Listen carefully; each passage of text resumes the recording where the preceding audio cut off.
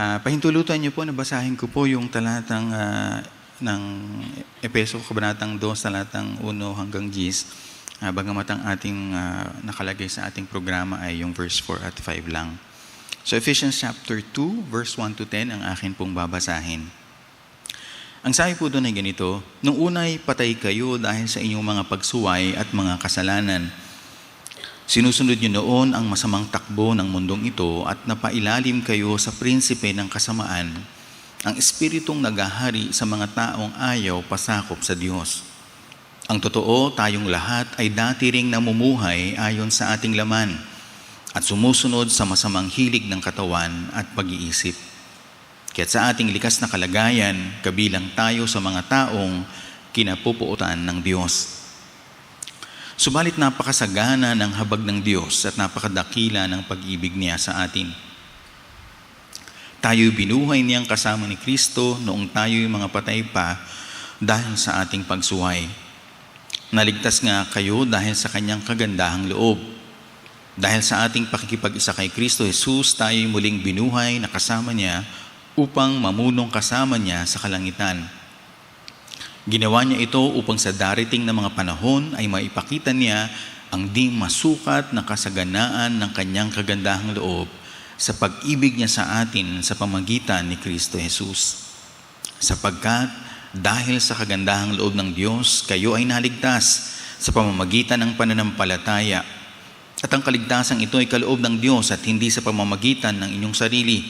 Hindi ito bunga ng inyong mga gawa, kaya walang dapat ipagmalaki ang sinuman. Sapagkat tayo'y nilalang ng Diyos, nilikha sa pamamagitan ni Kristo Jesus upang iukol natin ang ating buhay sa paggawa ng mabuti. Iyan ang layuning pinili ng Diyos para sa atin noong una pa man. Pagpalain ng Diyos ang pagkabasa ng kanyang salita, maaari na po tayong makaupo. Tayo po ay muli pong sumandaling manalangin. Salamat o Diyos sa pribilehyo na mabasa ang iyong salita at magkaroon ng pagkakataon na pagbulay-bulayan ito. Dalangin ko po na bigyan niyo kami ng pagkaunawa sa umagang ito at bigyan niyo rin po ako ng kakayahan na maipaliwanag ito sa isang kaparaan ng maunawaan po ng karamihan. Hiniling ko po na kayo po ang magbigay ng personal at praktikal na aplikasyon sa mensaheng ito at makita po namin ang kahalagahan at ang katotohanan ng mensahe na nais mo pong iparating sa aming lahat. At sa lahat ng ito, O Diyos, kayo nawa po ang mapapurihan sa pangaral ng iyong salita. Ito po ay panalangin sa pangalan ni Jesus. Amen.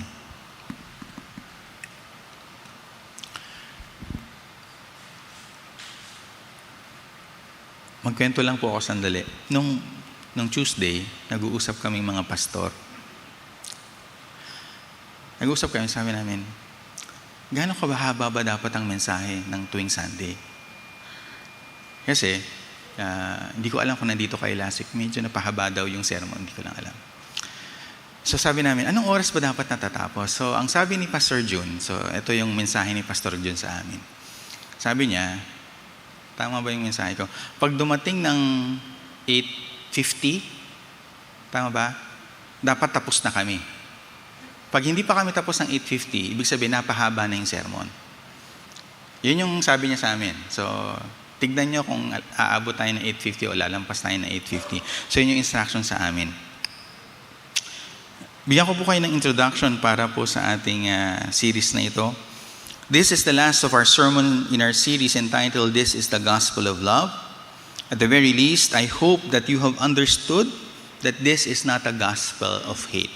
Hindi po ito mensahe ng pagkamuhi o pagkagalit na atin pong ibinabahagi. Bagamat kung papakinggan niyo po yung ating binasa kanina, no, may konting salita doon na maaring mapaisip kayo. We preach sin, we preach judgment, we can even preach about hell. But that does not negate the fact that our gospel is a gospel of love. Yun po yung mensahe na meron tayo bilang mga mananampalataya. As we have heard last week, God loves the world. Ang pag-ibig ng Diyos ay gayon na lamang. Di po ba? Yun po yung ating napakinggan. And because God does not want anyone to perish because of their sin, God sent Jesus. Today, as we seek to understand this gospel even more, we will focus on God and His great love for us. This was briefly touched upon last week dun po sa sermon po ni Pastor Oli on John 3:16. Especially kung para po sa akin, nag-strike talaga sa akin yung in-emphasize niya, yung word na for God so loved. Ang sinabi niya, yung so, naalala niyo po ba yun kung nandito kayo last week? Ano po ang sabi niya about the word so? Ano po yung in-emphasize nito? Kung nakinig kayo last week sa message po niya. Ano daw yung kahalagahan ng so based on sa kanyang outline? Ang sabi niya doon, so emphasizes the magnitude of God's love. Nakuha niyo po ba yun? Naalala niyo po? Ayan, habang binabalik ko, baka naalala po ng iba. Doon sa mga nakinig at parang may na-miss out doon po sa message, pwede niyo pong ulitin po itong pakinggan. Ito pong mga messages naman natin, again, sa kasipagan ni Pastor June, ito po ay nare-record natin and we are uploading it to our YouTube account. No? So pwede niyo pong i-review yung mga messages na ito kung may mga hindi maliwanag. As a church, we want to take seriously the challenge of becoming a disciple-making church.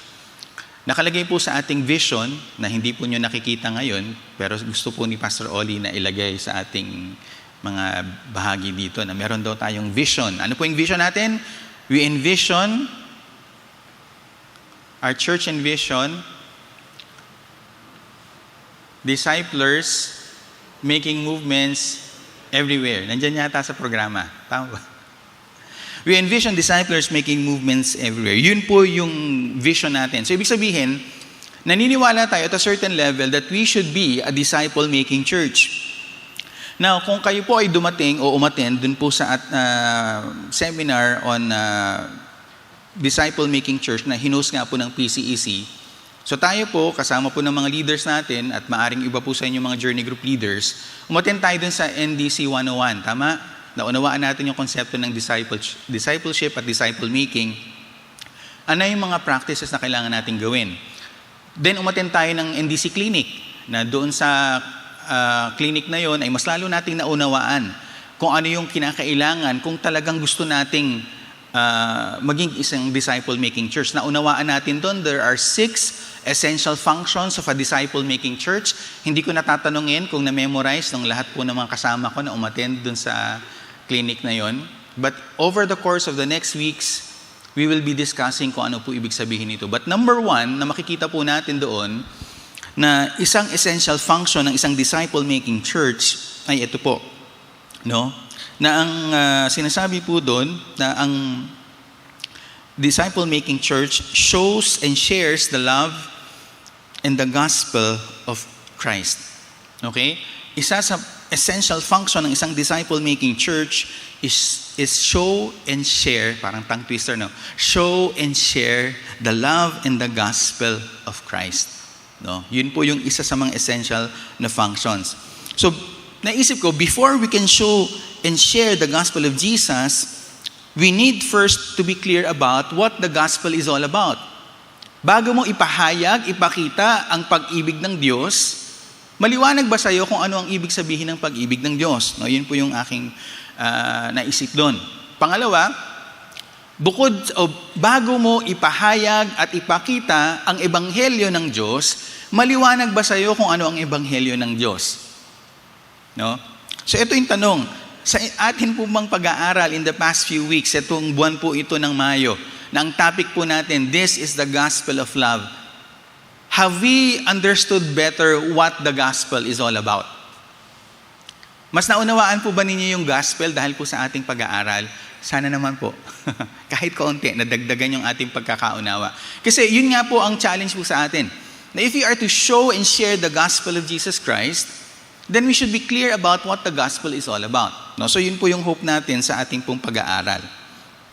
And so ngayon po, ang ating pong nais gawin ay bigyan naman po ng emphasis yung pong love of God.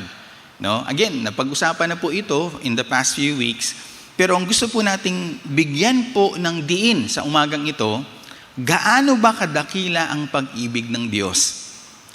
Kahapon, tinanong ko si Brother Arnold kung ano yung kanyang paliwanag dito sa kadakilaan ng pag-ibig ng Diyos, bigyan ko kayo ng pagkakataong sabihin sa iyong katabi, ano yung pagkakaunawa mo pag sinabing dakila ang pag-ibig ng Diyos? Sige po. Share it to your seatmate in mga 10 seconds. Bakit mo sinabing dakila ang pag-ibig ng Diyos?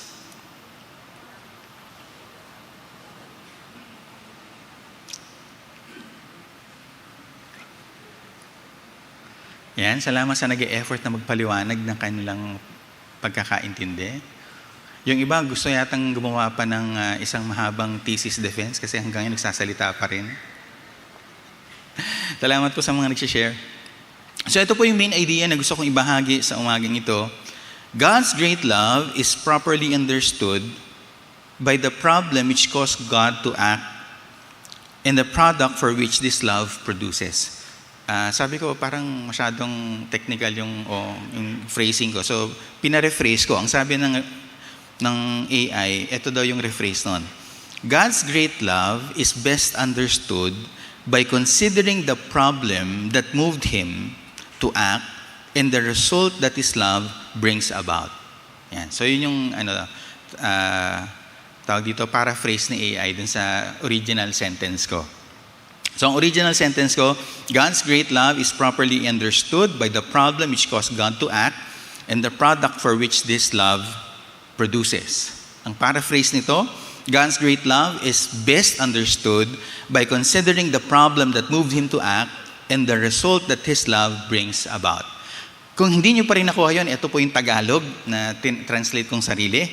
Ang dakilang pag-ibig ng Diyos ay mas maiintindihan natin kung ating titignan ang problema na nagdulot sa Diyos para kumilos at ang resulta ng pagkilos na ito. Okay? So yun po yung ating pong titignan sa umagang ito. And yung ating pong outline ay nahati po sa 4 na bahagi. Unang-una, for us to understand and appreciate how great God's love is, we need to understand our great problem. Ano po ang ating malaking problema? No? Ang malaking problema po daw natin, tayo po ay patay sa kasalanan. Yun po ang problema po natin. Now, to illustrate that, may isa akong picture na ipapakita sa inyo. Hindi ko sure kung meron sa inyo kilala itong mga tao sa harapan na yan. Pag may mga ngumiti, alam ko nanonood kayo ng palabas na ito. Sa mga walang idea, kasi hindi ako naglagay ng title kung ano yan, bigyan ko kayo ng build up. Noong mga unang panahon ng 2000s, early 2000s, okay, may mga games katulad ng Resident Evil at House of the Dead na simula ng isang trend ng mga pelikula. So, sobrang sumikat itong mga games na ito. And then, because of those games na naging global hit, nagkaroon ngayon ng mga pelikula. Ang mga pelikulang ito na lumabas noong 2000s ay may title na 28 Days Later, Resident Evil, Shaun of the Dead, and Dawn of the Dead. Kaka-idea na kayo kung ano itong mga pelikulang ito. And then finally, ito na nga yung picture na yan, in 2010, nag-premiere ang isang TV series na ang pangalan ay The Walking Dead. Walang iba, ang genre ng games at movies at TV show ay walang iba kundi mga zombie. Sino dito ang nakapanood na ng zombie film? Sino dito nakapanood na ng Train to Busan? Alam nyo, nung ako po ay naglalaro pa ng mga shooting games, ang sabi nila, kasi di ba, pag Kristiyano ka, naglalaro ka ng mga shooting games, parang baka nagigilty ka, pumapatay ako ng tao, nakaka-guilty. So pag mga zombies, kahit patayin mo lahat, gumamit ka ng machine gun, bazooka, okay lang yan. Patayin na naman yan di ba? So ganun yung konsepto ng iba, parang okay lang, patayin mo kasi patayin na naman talaga yan. No? Kumikilos lang. Yun yung isang genre na nauso. No? Ngayon medyo hindi na ganun kasikat, pero may mga nagpapatuloy pa rin mga zombie films at mga zombie TV shows. At yun yung mga kinakaaliwan ng mga tao. Bakit ito significant sa ating pag-aaral? In Ephesians chapter 2 verse 1, dun sa English, ang sabi doon ganito, especially verse 1. Sabi doon, "And you were dead in the trespasses and sins." And then verse 2, "in which you once walked." Pansinin niyo yung phrasing ni Apostle Paul dito sa kanyang sulat sa mga taga-Epeso. Ang sabi niya, you were dead. Patay kayo. Bakit? Dahil sa trespasses and sins na meron kayo. Now, pag tinignan niyo po ang meaning ng trespass, ang isang meaning po nito is falling aside. Yung sin, alam po natin, famous definition yan, missing the mark, di po ba? Pero pag inaral daw po natin, pag ginamit yung trespass, ginamit yung sin, it's basically the same thing, yung pinapatukoy. No? Now, why is this important? Sabi, lahat daw tayo'y patay. Patay tayo dahil sa ating mga kasalanan, sa ating mga kamalian, na lumagpas tayo dun sa dapat, di ba parang trespassing. No? Meron bang nagka-trespassing sa bahay ninyo o sa property niyo? So parang gano'n, lumagpas tayo sa dapat nating puntahan. Yun yung kasalanan natin, yun yung kamalian natin. Ang sabi doon, tayo po ay lumalakad bagamat tayo ay patay. Kaya nga napakaliteral, the walking dead. Yan po ang tingin ng Scripture sa lahat ng mga taong wala kay Kristo. Buhay ka, subalit ikaw ay patay sa loob. Lumalakad ka, pero ikaw ay totoong patay. Ang konseptong ito, tinatawag natin ay we are spiritually dead. You wake up, you eat, you take a bath. Some people don't. You go to work, you go to school, come back home, eat again, nagtanghalian ka siguro, brush your teeth, then sleep. And then uulitin mo naman. Wake up, eat, take a bath, go to school or work, uwi sa bahay, kakain, matutulog, ulit-ulit, paulit-ulit. Para sa iba, ganito ang buhay. Walang pinagkaiba, araw-araw. Yung iba nga nagtatanong, bakit ba ako gumigising? Diba? Yung iba, ang motto nila, thank God it's Friday. Bakit? Kasi pag-gising niya sa Lunes, bukas, gigising sa Lunes, ang sasabihin niya, sana Friday na. No? Ganun ang buhay daw ng marami sa atin dati. Tinitignan natin kung paano natin pwedeng takasan yung buhay natin na boring o isang buhay na parang ang bigat-bigat. Parang puno na lang ng problema at ang gusto mo pagdating ng weekend makatakas na lang. Ganon ang pakiramdam daw ng maraming tao. Imagine mo isang buhay na puro ang iniisip mo lang paano ko babayaran ng utang ko o paano ko tatakasan ang pinagkakautangan ko. Diba? Parang, paano doon? Isipin mo yung buhay na ang iniisip mo lang, ang dami kong obligasyon na dapat kong tuparin. Puro ganun lang. Walang totoong kasiyahan, walang totoong fulfillment. We may look alive outside, we may even look and smile in our faces, but inside, we are dead, like a zombie. Ganun po yung description ng Bible sa mga wala pa kay Kristo. Nakakatakot kung Christian ka na tapos nakakaranas ka pa rin ito. No? But before, ganun daw yung description ng Bible, no? Sa maraming taong wala kay Kristo. Maaring nakaka-deceive kasi nga sabi ko sa panlabas mukhang okay naman sila. Pero if you search in their hearts, if you search deep in their soul, there is a deadness, walang buhay. They can go about living, no? Parang sa game, kung naglalaro kayo ng game, mga NPC. Ang tawag doon, non-playable characters. Basta iikot lang sila, tuloy-tuloy lang. Pero hindi talaga sila malaya. Kasi sila ay alipin ng kasalanan. Yun po ang katotohanan na sinasabi po ng Biblia. Now, again, hindi natin sinasabi na porket ito yung katotohanan mo, na ikaw ay, kumbaga, parang mukhang totoong patay. Kasi sabi ng salita ng Diyos, mukha naman silang buhay sa panlabas. If you expand this concept na diniscuss sa Ephesians 1 and 2 sa verse 3, mas maunawaan po natin yung konsepto na itinuturo sa atin dito. Ito po yung katotohanan na technically tinatawag natin yung terminology na total depravity. Last week, nung nag-uusap kami mga pastor, nabanggit ko kay Pastor Oli, sana diniscuss mo yung konsepto ng limited atonement. Meron bang nakakuha dun sa message na last week na somehow pahapyapawan niya yun? Meron ba? Yan. So kung may concern kayo or gusto niyo i-discuss kay Pastor Oli, I'm sure magiging masaya siyang i-discuss yung konseptong iyon. Di ba? Yung konsepto na mahal ng Diyos ang lahat ng tao, pero hindi lahat maliligtas. Paano nangyari yun? So, yun yung konsepto ng limited atonement ng bahagi. Today, we're going to talk about, at the very least, we're going to talk about yung concept ng total depravity. Then maya-maya, we're going to talk about this concept of either irresistible grace or prevenient grace. Depende sa inyong pagkakaunawa. So, tignan po natin yung konsepto ng total depravity na dinidescribe ng Ephesians chapter 2, verse 1, 2, and 3. Basahin po natin yung verse 3. Sabi doon, among whom we all once lived in the passion of our flesh, carrying out the desires of the body and the mind, and we were by nature, ito yung matindi, children of wrath. Alam nyo, napatigil ako. Ni-revise ko yung aking introduction dahil nabasa ko yung phrase na yun. To be honest, hindi pa ako fully nakakapag-gumawa ng isang statement tungkol dito. Pero ito po yung gusto kong i-wrestle nyo bilang Kristiyano, okay? Okay lang ba? Kasi hindi lahat ito, kumbaga, fully na pag-aaralan natin ang gusto eh.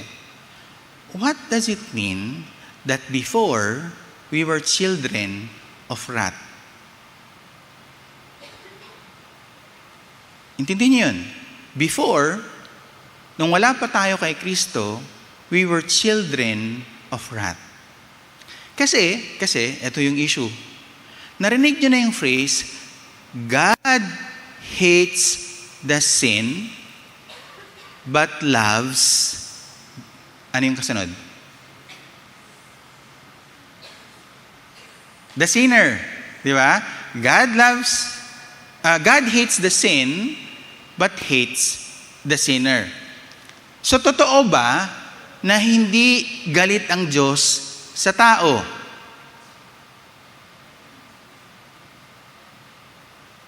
Sa tingin nyo. Bakit nakalagay dito, before we were children of wrath? So ano yung totoo?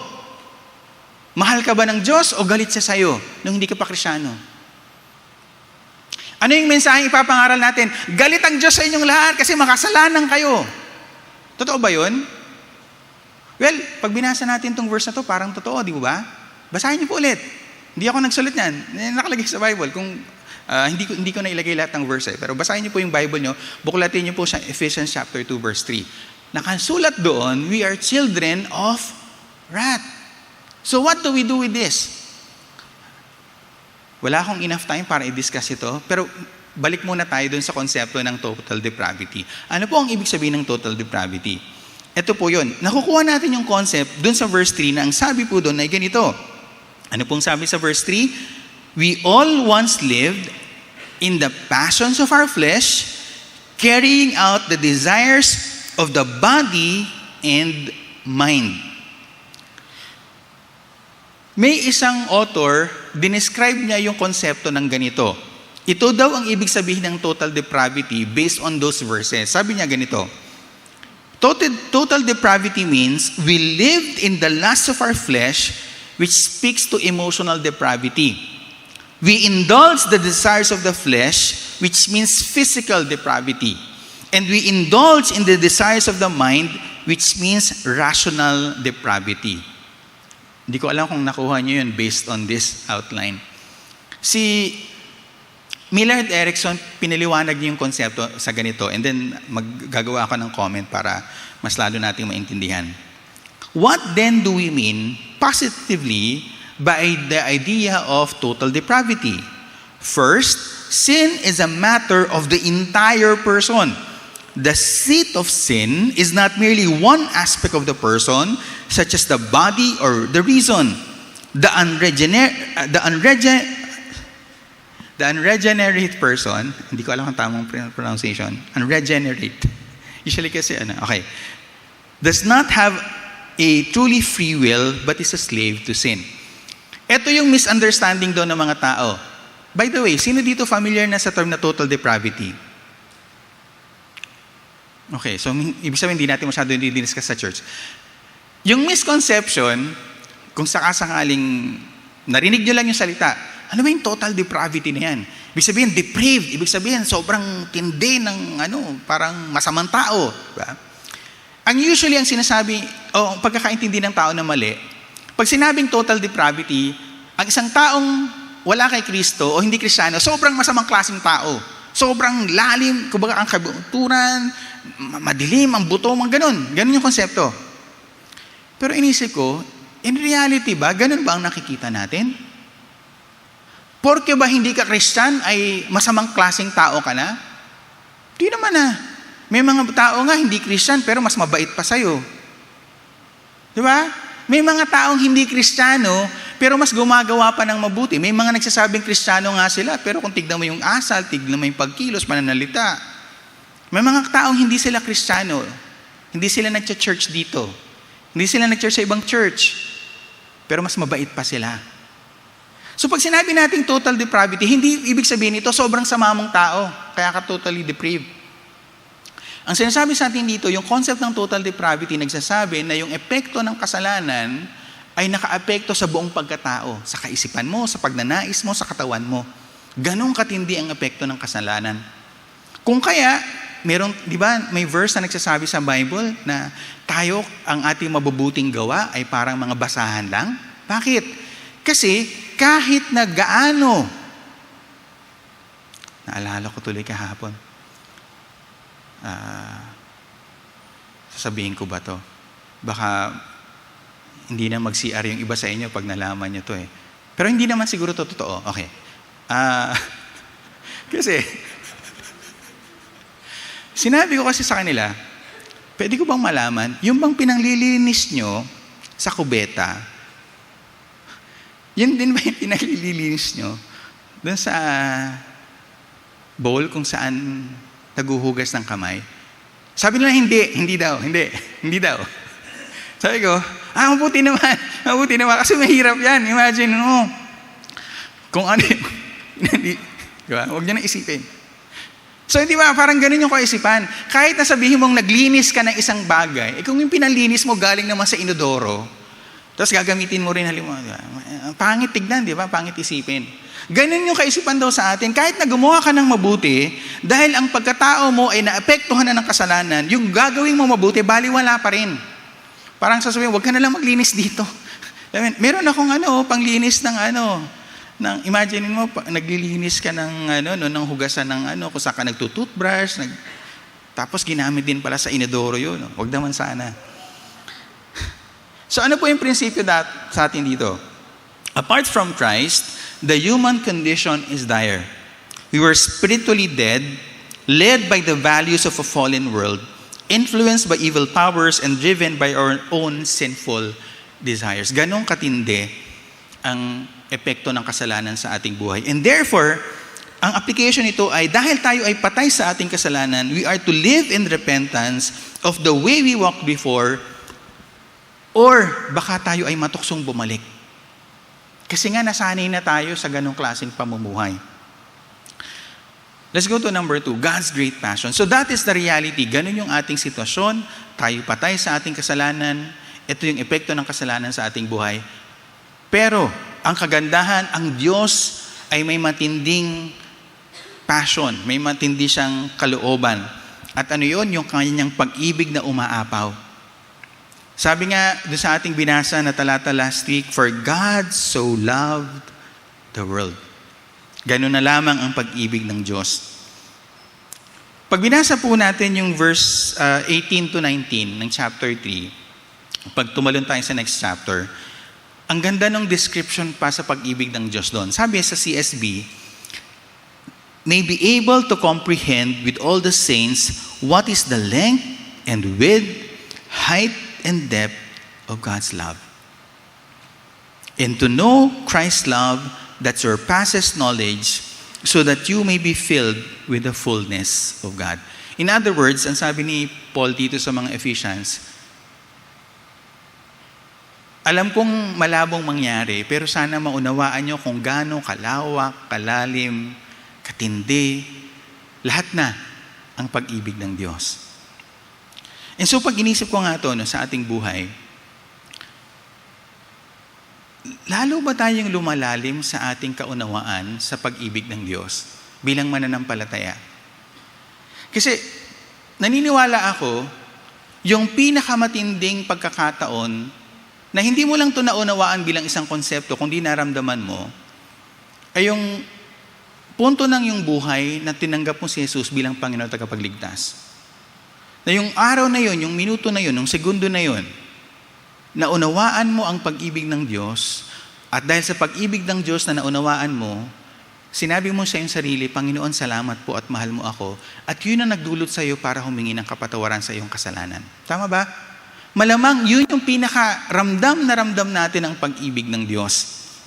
And so yung idea ay ganito, ito bang pag-ibig na ito, na dahil naunawaan natin gaano katindi ang epekto ng ating kasalanan, ito ba ay patuloy nating nararanasan sa ating buhay?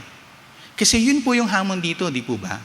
Na itong pag-ibig ay hindi lang basta mananatiling konsepto, kundi isang karanasan mo bilang isang mananampalataya. So let me rephrase this question this morning. Today, do you still understand and feel and experience the love of God? Masasabi mo ba talaga sa puso mo sa araw na ito, alam kong mahal ako ng Diyos. Alam kong mahal ako ng Diyos. Alam kong mahal na mahal na mahal na mahal ako ng Diyos. Kasi habang hindi daw po natin naunawaan yun, baliwala yung ibang bagay.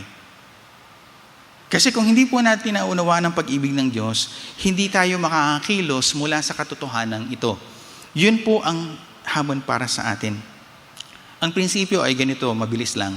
God's love is so great that He was moved to action, giving the greatest gift, His only Son, to bring us from death to new life. Because of the love of God, we have life today. Ang personal application siguro sa atin ay ganito. Unang-una, naranasan mo na ba ang pag-ibig ng Diyos sa iyong buhay? Pinayagan mo na ba ang pag-ibig ng Diyos na baguhin ka? At maaari mo bang sabihin na ito pong pag-ibig na ito ay patuloy na dumadaloy sa iyong buhay? Kasi mahalaga po ito. Pangatlo, the provision of God, we are saved by grace. Pag tumalon tayo sa verse 8-9, sabi doon, for by grace you have been saved through faith, and this is not your own doing. It is the gift of God, not a result of works, so that no one may boast. Ano po yung kahalagaan ng puntong talatang ito? Dahil naunawaan natin ang epekto ng kasalanan, at nakita natin na dahil sa ganong katindi na epekto ng kasalanan, subalit dahil sa pag-ibig ng Diyos, kumilos siya para gawin yung hindi natin kayang gawin para sa ating sarili. Nakita natin na kumilos ang Diyos upang tayo po ay magkaroon ng pagkakataong tumanggap o tumugon sa kanyang pag-ibig. Ngayon, ito po yung mahalagang tanong at kaisipan. Paano dapat nating unawain yung katotohanan na patay ako, gustong sabihin ng Diyos, ipakita sa akin na mahal niya ako, pero patay nga ako. Sa batas, kahit na sobrang mahal mo yung isang lalaki, halimbawa, babae ka, pwede na kayong kasal, hindi ka pwedeng magpakasal sa oras na patay na yung lalaki. Kung nasa bingit siya ng kamatayan, pwede kayong isal kahit wala kayong marriage license. Pero once na namatay na yung lalaki, hindi na kayo pwedeng ikasal. Ayun yung sa batas. So ito yung tanong. Sinasabi natin, mahal tayo ng Diyos, tama? Paano tutugon yung taong patay? Kahit nasabihin mo sa isang taong, mahal kita, mahal kita, mahal kita, patay na eh. Paano tutugon yung isang taong patay sa isang taong nagsasabing, mahal kita? Doon daw pumasok yung biyaya ng Diyos, yung habag ng Diyos. Na kung saan, dahil po may biyaya ang Diyos, binibigyan niya tayo ng kakayahang tumugon sa pag-ibig ng Diyos kahit tayo ay patay. Yun po ang ginagawa ng biyaya. Pag pinalawak pa natin, ganito yung konsepto ng biyaya. We deserved punishment, by His grace, He gave us forgiveness. We deserved the consequences of sin, by His grace, He showed us mercy. We deserved wrath, by grace, He gave us relief. We deserved hell, by grace, He has ushered us into heaven. We deserved misery, by grace, He gave us hope. We deserved guilt and shame, by grace, He gave us glory and honor. We deserved damnation, by grace, He gave us deliverance. Ito po yung prinsipyo. Dati, we were spiritually dead. We are not able to respond to God's love on our own. But by God's grace, we are awakened by God to God's great love. Naunawaan niyo po yun? Kung hindi kumilos ang Diyos sa Kanyang biyaya, hindi tayo makakatugon sa pag-ibig niyang nais niyang ipaunawa at ipadama sa atin. Panghuli, doon ba natatapos yun? Kasi sinasabi natin, okay, mahal ako ng Diyos. Okay, pinatawad na yung aking kasalanan. Okay, dahil sa biyaya ng Diyos, natanggap ko na ito. So, ang sabi ko, di malaya na akong gumawa ng kahit ano kasi pinatawad na pala yung lahat ng kasalanan ko eh. Bahala na ako. Kumbaga, pag tumanggap ko ako kay Lord, hintayin ko na lang kunin ako ni Lord. Kasi sabi naman pala, lahat na ng kasalanan ko, pinatawad na. Kung ganun daw ang pag-iisip natin, hindi natin naunawaan yung Ephesians 8 and 9, but more so, hindi natin naintindihan yung Ephesians chapter 2, verse 10. Ano po ang sabi ng verse 10 after nang banggitin sa 8 and 9 na tayo po ay naliligtas dahil po sa biyaya lamang ng Diyos? Ang sabi po sa verse 10, "For we are His workmanship, created in Christ Jesus for good works, which God prepared beforehand that we should walk in them." Yung word na workmanship, o kung yung translation sa inyong Tagalog, inyong English siguro is handiwork. Ang simpleng ibig sabihin lang nito, a work of someone's hands. Ginawa ito ng Diyos o ginawa ito ng isang tao. Anong illustration o pinapakita sa atin? Yung prosesong ito, yung pagpapahayag ng Diyos ng kanyang pag-ibig, yung ginawa niya ito, bagamat tayo yung makasalanang lahat, may patutunguhan. Ano daw yung patutunguhan ito? Na dahil sa dakilang pag-ibig ng Diyos, ginawa niya ang lahat para mapatawad ang ating makasalanan, kahit na gaano kalaki ang epekto nito sa ating pagkatao, kahit tayo'y patay na, tayo muling binuhay, pero para saan? Para sa mabubuting gawa. In other words, ang sinasabi natin ganito, na tayo ay hindi naliligtas sa mabubuting gawa, pero tayo ay nililigtas para sa mabubuting gawa. Kung hindi mo nakikita na may plano ang Diyos sa buhay mo, kung hanggang ngayon hindi ka pa rin sigurado kung may purpose si Lord sa buhay mo, kung hanggang ngayon nabubuhay ka pa rin na walang direksyon, ang sinasabi ko sa iyo ganito, may magandang plano ang Diyos sa buhay mo. Dahil naranasan mo ang pag-ibig ng Diyos, ang hamon sa atin, paano natin ito ipapahayag ngayon sa mga taong hindi pa nakakakilala sa Kanya. Kung totoong naranasan mo ang pag-ibig ng Diyos, ibig sabihin nararanasan mo yung Kanyang biyaya sa bawat araw at ang hamon para sa atin lahat, paano natin ito ipapakita ngayon sa mga tao? Gayong naranasan mo, naintindihan mo na mahal ka ng Diyos, paano mo ngayon ito ipapakita sa mga taong nangangailangan? Pagpalain po tayong lahat ng Panginoon.